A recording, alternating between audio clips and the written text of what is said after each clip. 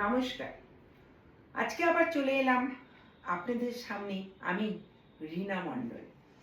সমাজে যে ঘটনাগুলো ডেইলি হয় সেগুলোই আমি আপনাদের সামনে ছোট ছোট করে আমার মতামত তুলে ধরার চেষ্টা করি।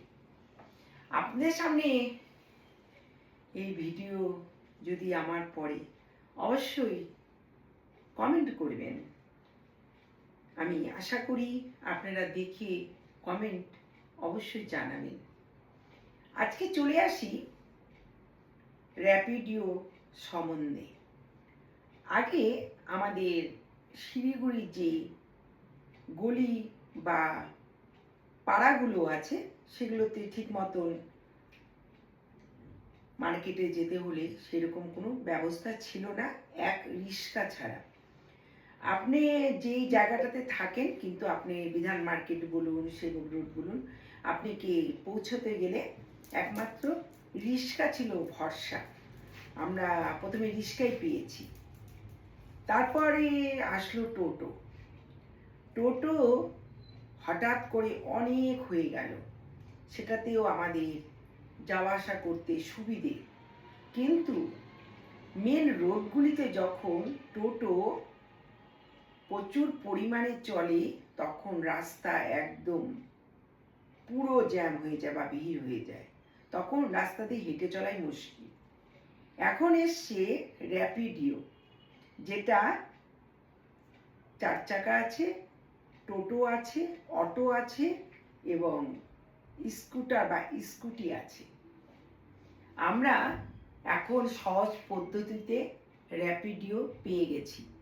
ঘরে মোবাইলে বুক করবেন, র্যাপিডিও আপনার বাড়ির সামনে আসবে, আপনাকে আপনার গন্তব্যস্থলে যেখানে যেতে চান সেখানে পৌঁছে দেবে। কিন্তু আমি আমার মতে ভাবি, এই যে র্যাপিডিও স্কুটিগুলো বা স্কুটারগুলো আছে, তারা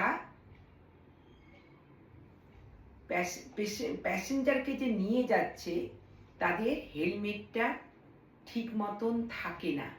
জাস্ট 100-150 টাকা দিয়ে একটা হেলমেট দিয়ে পিছনে বসিয়ে দেয়। আজকে হিলকাডো, সেবক রোড, যে কোনো জায়গায় বলুন, প্রচুর পরিমাণে জ্যাম হয়। সেখানে যদি কোনো কারণে পিছনের প্যাসেঞ্জার যারা বসিয়ে নিয়ে যাচ্ছে র্যাপিডিও স্কুটিগুলো, বিশেষ করে 4 চাকা স্কুটার বা বাইকগুলো, সেগুলো কিন্তু রিস্কি আছে। হেলমেটগুলো ওরা দামি বা মজবুত বা মুখআলা বা চোখ বন্ধ করা বা এই থতমাইটা বন্ধ করা, এই রকম হেলমেট তারা ব্যবহার করে না।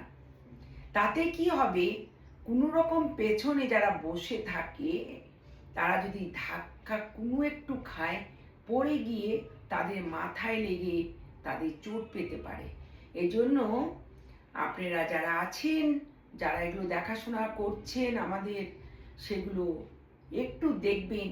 আর পুলিশ প্রশাসন সেই র্যাপিডিওগুলো যে যাচ্ছে কমজোরি হেলমেট পরে, সেই হেলমেটগুলো আপনারা খেয়াল করুন। এখন র্যাপিডিওগুলো বেশ ভালোই চালিয়ে তাড়াতাড়ি পৌঁছে দেয়, কিন্তু হেলমেটটা ভালো নয়।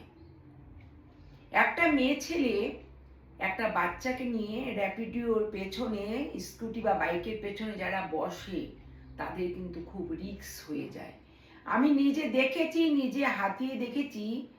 বেশিরভাগই তারা যে হেলমেটগুলো ব্যবহার করায় পেছনে প্যাসেঞ্জারের জন্য, তাদের হেলমেটটা ভালো নয়। এটা আমার মনে হয় রাস্তাঘাটে পুলিশ প্রশাসনকে দেখা দরকার আছে, এবং হেলমেটগুলো খুব দামি এবং হাড়যুক্ত, চোখ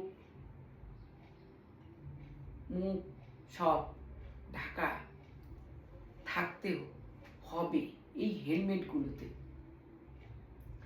তারপরে দেখবেন কোনো র্যাপিডিও যদি একটা মেয়ে ছেলে বসে যায়, তারা যদি অন্য গন্তব্যস্থলে নিয়ে যায়, তার ব্যাপারে কি আমরা কোনো অ্যাকশন নিতে পারবো? আমরা র্যাপিডিওকে বিশ্বাস করি, যেটা বিশেষ করে স্কুটি বা বাইক একজন করে নিয়ে যায়, তাদের সাথে যদি কোনো মেয়ে ছেলে যায়, তারা যদি কোনো বিপদে পড়ে সেই র্যাপিডিওর কাছে, তাহলে কি কোনো রকম আমরা অ্যাকশন নিতে পারি বা করতে পারি? এটা আমার প্রশ্ন থাকলো আপনাদের কাছে। আর আপনারা হেলমেটগুলো খেয়াল করুন র্যাপিডিওর কাছে। র্যাপিডিও হয়েছে, খুব সুবিধে হয়েছে, কিন্তু কিছু সততামূলক কাজ দেখা দরকার আছে। নমস্কার।